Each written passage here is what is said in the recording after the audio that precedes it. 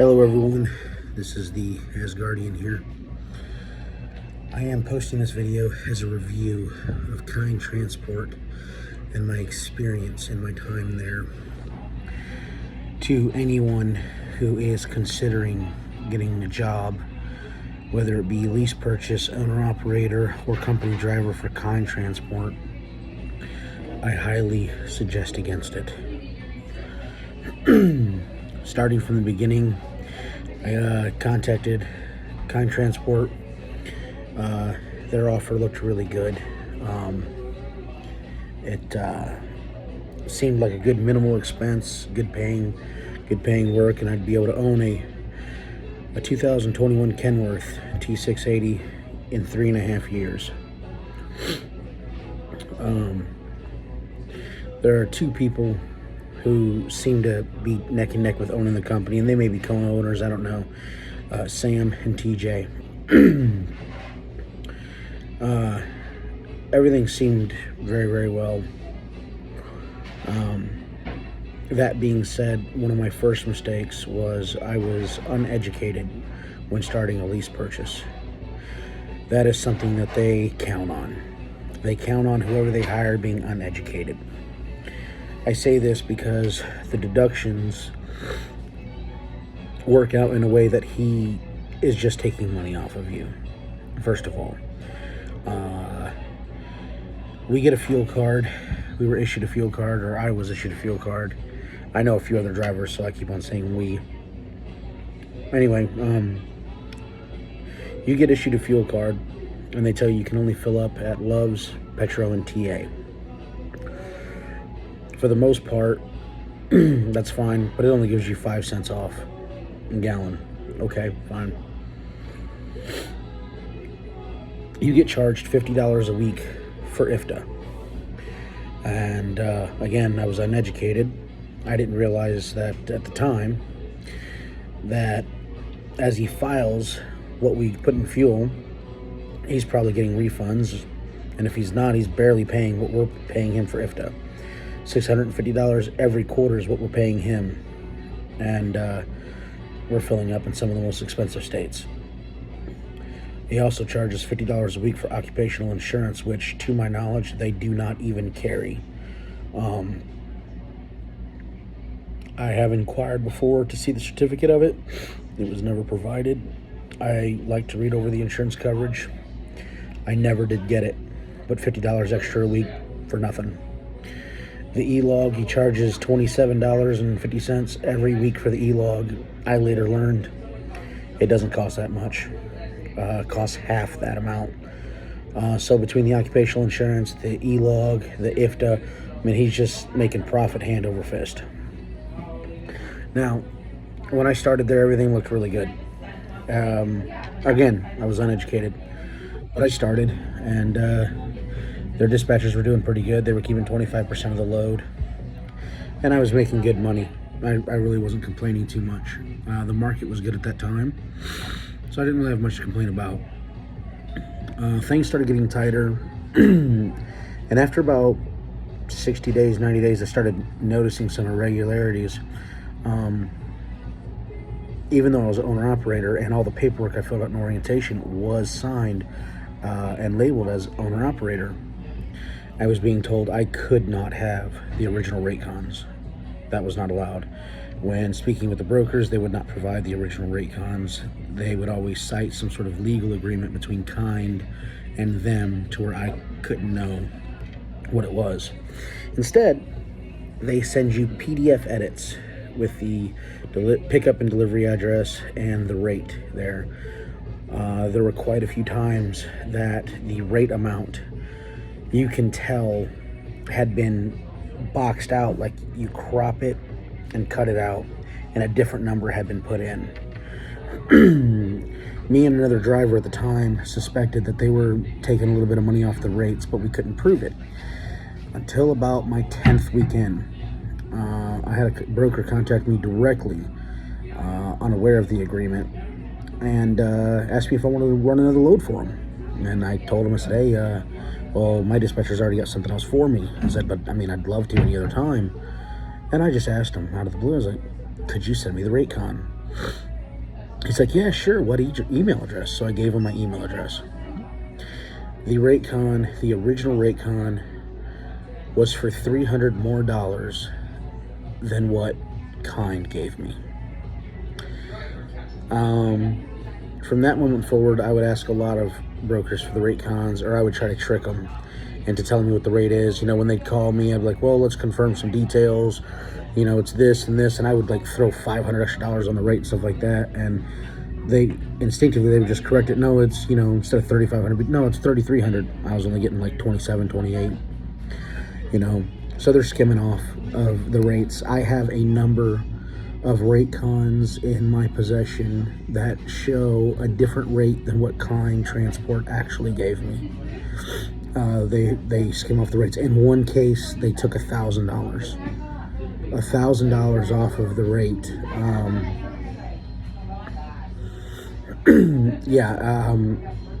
I couldn't even tell you how much money they actually took on top of the 25%, but they skimmed quite a bit off of the rates. And not every one of them do they do it. Sometimes they're spot on, they know they can't take any more, and other times, you know, they'll take as much as they can. The $1,000 one I know for a fact because I personally found that load on the load board, and I had already talked to the broker, and I told the dispatcher that's the load I wanted to run. And she called and she got it, and she said that, well, the rate was wrong. It was actually $1,000 less. And the guy had already told me we were good for the original amount. And I even confirmed with him later he paid the original amount. So they will skim off the rates on top of charging you IFTA. You don't get any refunds for IFTA, so if you're buying fuel properly to get a refund, he pockets the refund. So you're paying for it for nothing. It's money in his pocket. Throughout that, I continued. I was like, oh, well, I'm still making decent money. I really wanted to own the truck. I really should have left at that point in time. That's on me. I made the decision to stay. Later on, about 5 months, maybe 6 months in, which I stayed there for almost 2 years. I was like 4 months shy of 2 years. About 5 or 6 months in, me and a couple other drivers, we signed up for our own fuel card. Much better savings. They tried threatening us with an additional $50 per week just to use that fuel card. They ended up not charging us because, you know, I sent an email saying this was never in the agreement. There's nothing signed saying you're going to do that or anything like that. And they did fix that. To their credit, they did fix that. I did later find out why. Because when I started using the fuel card, I was then informed that they're going to start giving me the extra fuel discounts, which is an additional 5 cents off a gallon. They had been keeping that the entire time.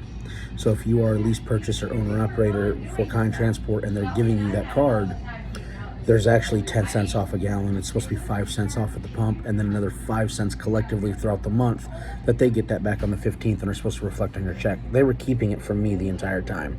They only decided to give it to me when I was going to use my own fuel card, and I guess in an effort to deter me from doing so, and, you know, try to threaten me with a $50 fee to use it. I don't know. So moving forward, things were pretty simple. I was informed of things right off the bat. I had asked questions about the maintenance for the truck and stuff like that. I was told the oil changes every, 22,000 miles. Sure, no problem. Me personally, I want to keep an engine fresh anyway. I am not the best mechanic in the world. I don't really, I'm learning all this stuff. So some people may agree or disagree with me. That's all right. You do you, I'll do me. I didn't mind doing the oil changes at 22,000 miles. So I did the oil changes at 22,000 miles. I took care of my truck. I constantly checked on the tires. I wanted that truck to last. I babied it. I washed it all the time. I kept it clean. I took very good care of that truck. Moving forward, I let things go, and the loads just started getting worse. They would get customer lanes, contracts, I guess, that they signed up for, that they guaranteed they'd get done. and the loads that they would pick were more better for them than they were for me. It got to a point where I told them no on a couple loads. They did respect that. But then some of the loads themselves would be, I've had loads that they would call me about 300-400 miles of deadhead, because it's one that benefited them. They would look at the gross more than they would look at the profitability on rate per mile. They would argue it with me, as time went on, we'd have the arguments. Well, you'd get a bigger gross. Well, great, that don't do me any good if I'm only making like $1.80 a mile, not with the expenses I have, And anyway, those things kind of happen, hit and miss, and I can get into a little bit more of that later. As time went on, I was never, by the way, the entire time I was there, I was never late a single time to a pickup or a delivery. I was always early. On a few rare occasions, I was on time, but I was always early. To their credit, every time they did book a load, there was always plenty of time to make it. There's no reason not to make it. They didn't exactly set you up to fail when it comes to making the loads on time, but you do get set up to fail as far as the deductions and the money. A lot of it is theft. A lot of it is in my opinion, it's a scam for how they're taking the money. They're especially not supposed to skim rates off of the rate cons and then give you a lower rate and then still take 25% off of that. That's actually illegal to do. Again, I was uneducated at the time. I learned that during my time with Kind. As time went on, I would do a lot of their customer lanes for them. I didn't mind. It got to be ridiculous. They'd want me to deadhead 3-4 hours up to go pick up a load. I got to sit all day to pick up a load, take it 3-4 hours up the road to sit for another 12-16 hours to get unloaded. And then I'm in an area that's difficult to get out of. Basically, it'd kill a day and a half all for $800. The same $850 really. And by the way, the same lane I'd gotten the rate prior a couple months back was $11.50. I know for a fact the rate was the same. It never changed. They just skimmed it off. That's what they did. Because it started at $11.50, and then when you drop a load off at the yard, then you got charged $300 for having somebody else deliver it. Well, they just kept that $300 off, and you were making the delivery. Because it was the same pickup, same delivery, same customer, same everything. So they were keeping $300 off of it, having you make the delivery. It would just kill a day and a half of your time, all for $850. It just wasn't worth it.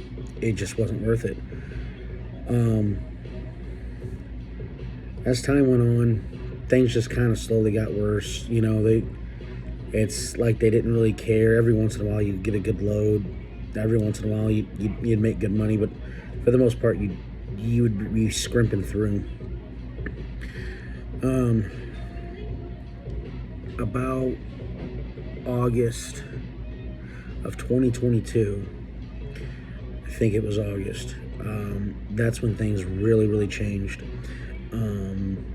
My steer tires were getting low on tread, and so I called them to let them know, which I had plenty of money in my maintenance account. They do take out a certain amount for maintenance. They keep that money, and it's supposed to be for the maintenance on the truck, which is fine, which is great. It's a great idea. Well, I had already called them like 2 weeks prior, let them know tread's getting low on the tires. I need new steer tires. And I had already set up a time and place to get them done. I was going to get the oil change and the steer tires done all at the same time. I was leaving a receiver and was on my way to get the steer tires done, and one of them blew. Unfortunate, I'm still learning. Treads, were still legal, but, one did blow, and it did wreck the headlight and fender and everything like that. I didn't hit anybody, no collision, no nothing, but, the tread did whip around and do some damage. So, lost out on running any more loads, had to drive empty all the way up to Bridgeview and put the truck in the shop of his choosing, and had to pay for all the damages, which, It's my truck. Of course, I got to pay for all the damages. No complaints. Sat there, was out of work for a month. Now, anyone who knows anything about IFTA, if the truck ain't moving, you're not getting charged any mileage. After I came back from a month, they started charging me, of course, the back truck payment and everything like that, and that's fine, but including IFTA. For the entire month I was gone, they were charging me all their charges for IFTA and everything else, and it's like, but the truck didn't move. Like, there's you're not paying it if it ain't moving. Didn't matter. They took the money anyway. So between the month I was out with the truck being repaired and the month paying everything back plus current payments, stuff like that, I didn't get a check for almost 3 months. Fine, whatever. Shitty situation. Got through it. Got over it. From then on, that's when things with the lease purchase started getting really bad. Both Sam and TJ, and they're the type of people, they will talk to you really, really tough over the phone, but you talk to them and, face to face, and they really won't get an attitude with you at all. They're, quite frankly, they're cowards. They try to bully you over the phone, but they don't have the balls to talk to you like that to your face at all. So around just before Christmas time, I had kind of finally had it with the crappy loads that I was getting, and then I had to go swap out a trailer, and I went to go pick up a trailer. It was completely trashed on the inside, and I had already had to pick up a trailer and, more than one time and pay for a washout. It's coming out of my pocket. I didn't drop that trailer off dirty, someone else did. They've had multiple, times where I drop off a trailer full of fuel, pick one up that's on fumes. They did that for months. I complained about it all the time. Nothing happened. Oh, well. That only changed whenever he hired more company drivers and me and a few other drivers started dropping the trailers off towards empty. Then there became a policy. Now that the fuel was coming out of his pocket, oh no, that's got to stop. So anyway, I had a very large argument with TJ over the phone, over the trailer, which he swore up and down that was my trailer. A week ago, it wasn't. He even told me over the phone he's looking on the computer and everything like that, and that's my trailer. I had to show him the BOL with the other trailer number on it to prove to him that it wasn't it, and then he agreed to pay for the washout. Last time, I ended up getting stuck. They promised to pay for the washout, and they charged me for it anyway. They gave me an EFS code, and they took it out of my check. A lot of their comments can't be trusted. There was a load I was given one point in time. I told the dispatcher, not with the hours I had, it can't make the load, it can't be done. Not and the next pickup. It was heading up to Chicago, picking up in Indiana, heading up to Chicago. It was a load of chicken. And I was supposed to, unload that and then go pick up another load. I told him couldn't make it. So his idea was for me to drop it off at the shop, or not at the shop, but at the yard. And I was going to grab an empty trailer and go pick up the other load. I told him, I said, that don't make no sense because I'm going to get charged $300 for a load to go 20 miles down the road and get delivered by somebody else, And he's like, nope, this is my mistake. I promise you're not going to get charged $300, I said, okay, that's fine. So I went and dropped the trailer with the agreement that I'm not going to get charged. I even had it in text message from the dispatcher, not going to get charged. Took the next trailer, went to go sit on, get a load, never even got loaded. Sat there all night long. Load was a bust, never even got loaded. Because of the way that they did it, I was already well over 2 hours late for the load, which I told them, I said, there's no way I can make it there in time anyway. They're like, well, they'll load you anyway, don't worry about it. Yeah, no, they didn't. And then next week, sure enough, I was charged $300. When I called to complain about it, I said, hey, you assured me this wasn't going to happen. That's when I got told, yeah, sorry, I was overruled. Well, then I'm never going to trust you again. Never going to trust me again. When they promise you something, don't believe them. It is a lie just to get you to do what they need you to do. They're going to charge you. It's going to come out of your check. It doesn't matter what it is. If there's a way to charge you, that crooked, snot-nosed little weasel Sam will find a way to charge you for any and every little damn thing. I mean, I swear to God, he'd sell his grandmother for a nickel if he could. I mean, really.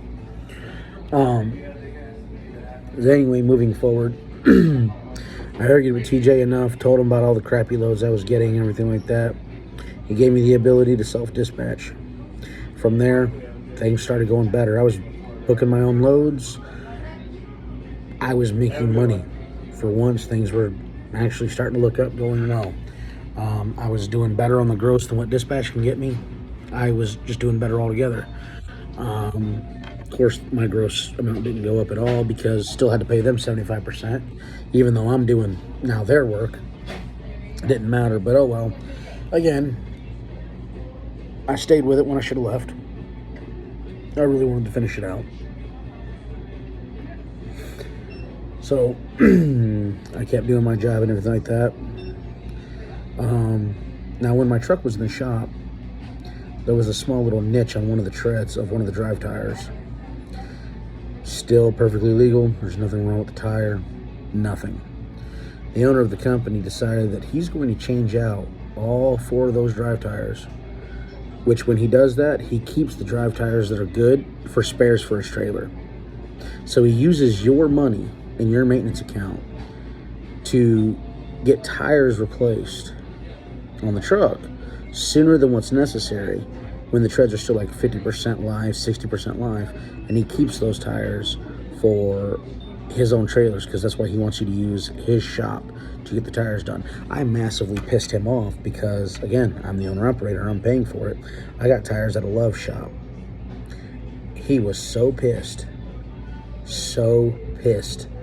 that I did that because he didn't get a chance to get the tires for himself. He wanted to be at the shop to collect the tires and use them. The tires I had on the truck were still sitting at the yard, and he was putting them on trailers as spares. He's crooked. It's your money, and that's what he's going to do. As time went on, I would argue with him every once in a while over his business practice and, just how he handles, my money and my paycheck. And mind you, I'm not the only driver going through these things. There are other drivers that are still there. I'm not going to mention their names or their situations. I'm only going to speak about what happened to me. But they've had similar issues and different issues. But basically it all comes down to him being cheap and him being a scam artist and everything else. So towards the end, he wanted to start changing the maintenance schedules on the truck. I was contacted at about 20,000 miles, told to get an oil change. I told him, no, it's 22,000.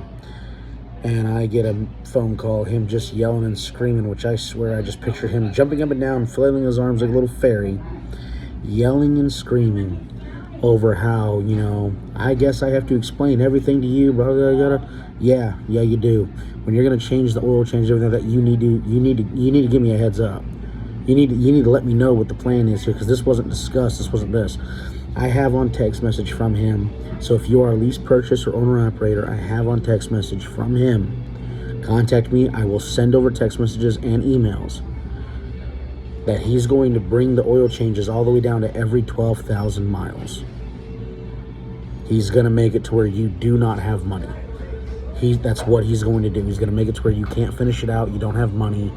And he doesn't do that with everybody. There's other drivers that have, which is why I knew it was bullshit, because I have a built-in APU. Another driver has a built-in APU. He's able to do oil changes at every 30,000 miles, and mine was being brought down to 12,000 miles. I knew it was bullshit. It's just shit that he pulls. Then he sat there and told me that I'm not going to be allowed to run another load at all until basically I bow down and do what he wants. At that point in time, I really knew that was it. I'm done. I started looking for another place to go work. He, again, talked to me highly disrespectful over the phone. I text him again. I will provide the text messages and the emails. I told him that he doesn't have the balls to talk to me like that face to face, and I dared him to do so. And he just responded, "You could put in your 2 weeks notice." And I said, "No, I'm not putting in a 2 weeks notice. You want me gone? You got to make me gone." Okay. He knew he couldn't do it. He knew he couldn't do it.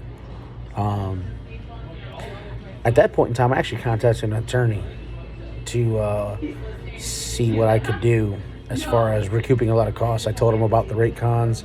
I told him about, the maintenance schedule. And he also, at one point in time, told me that, when the truck's paid off, I could do what I want to do. Fine, so I asked him what the payoff was. He showed me on the computer, sent a screenshot from the computer of it being $77,000. Fine, so I was calling a bank. I was going to get paid off. I said, I need to know the full payoff amount.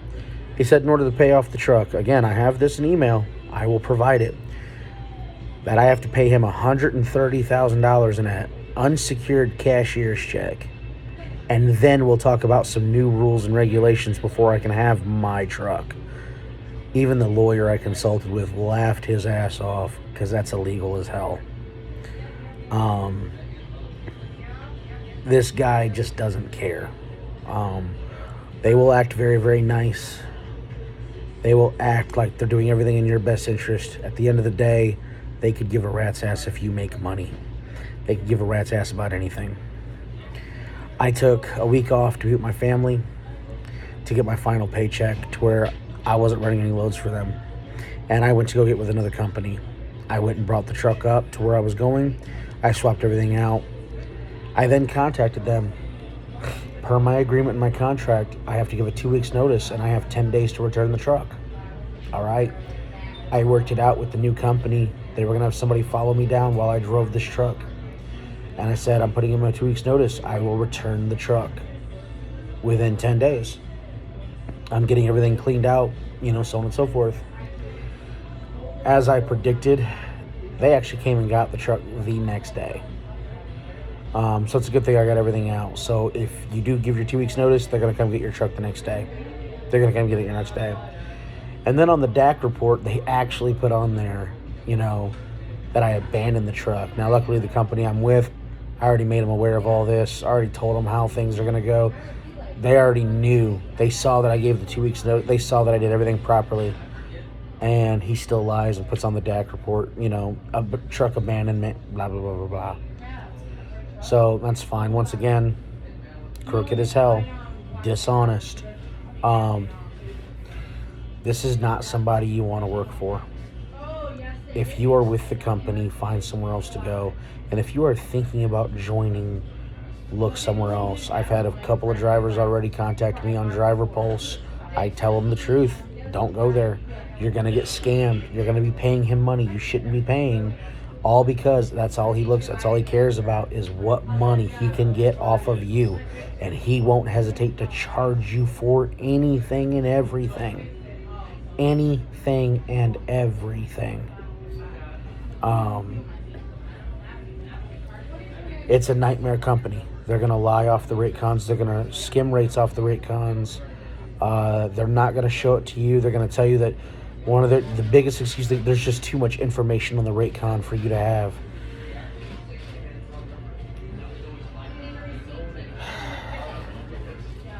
The dude runs his mouth a lot for being based in a state that has the Safety Act, which will not put you in jail for kidnapping, battery, assault, second-degree murder and all that other stuff.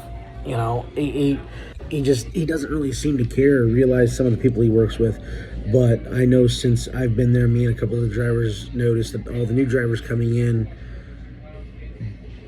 don't really question anything. And he picks the people that aren't smart enough to question it.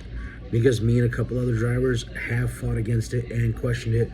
And for the most part, we've kind of won. We stood our ground and we kind of won.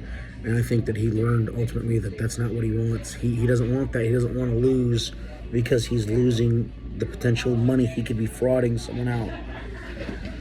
Kind Transportation is a fraud. They say they're out of Munster, Indiana. Their yard is in Bridgeview, Illinois. If you work for these people or if you're thinking about it, run away, walk away, jump away, whatever you have to do.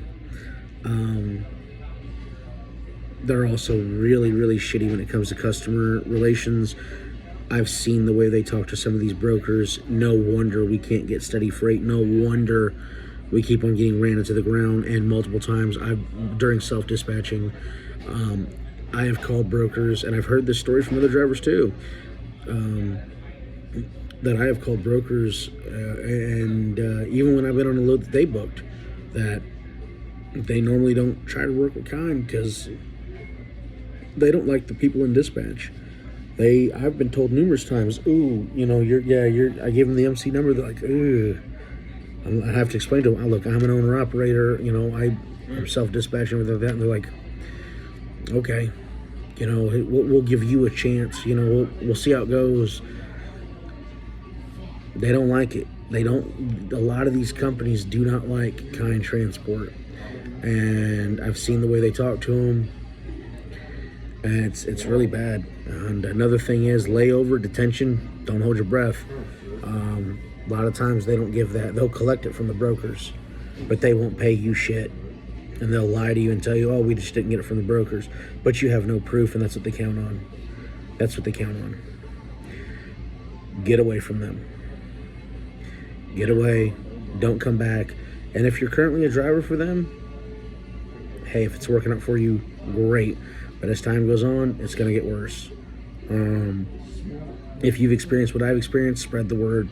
Comment on this video and make sure that other drivers don't fall into the same trap. There's plenty of scam artists out there running companies, and Sam and TJ are definitely some scam artists, and they've made plenty of money off of me, a lot of scam money off of me, a lot of fraudulent charges off of me, and congratulations to them. I got some of my money back in my way. I've also back charged some of that through the IRS, and already filed some forms, and it'll get back to them in a little bit. Probably take about a year or so, but they'll see that. So Kind Transport, very horrible company. And if this is the owner and you're watching this, yeah, the other companies, they already knew you lied. I already told them beforehand you were going to put truck abandonment, even though you got a text saying I'm going to return the truck. We all know it was a lie. And don't worry, I got something in store for you for that too. I'm not done. Me and you, Sam, we're not done yet.